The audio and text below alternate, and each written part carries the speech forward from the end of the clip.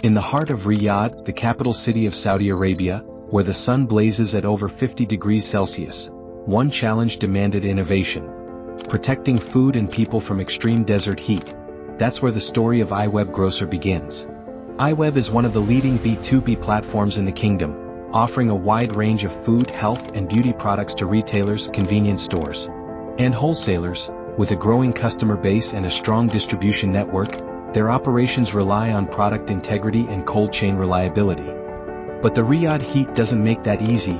Their main warehouse, over 1,100 square meters, stores temperature-sensitive goods, requiring tight control over the environment. So when iWEB needed cooling that could perform in extreme conditions, they turned to one name, Wind Mason. We custom-designed and installed industrial-grade split cooling units, delivering a total of 100 tons of high-efficiency cooling power. Today, the warehouse operates at a consistent 16 to 20 degrees Celsius, no matter the outside heat. From dairy to dry goods and from cosmetics to consumables, everything is stored in optimal conditions. At Wind Mason, we don't just install cooling, we engineer confidence, 1 degree at a time. Wind Mason, cooling that performs, innovation that endures.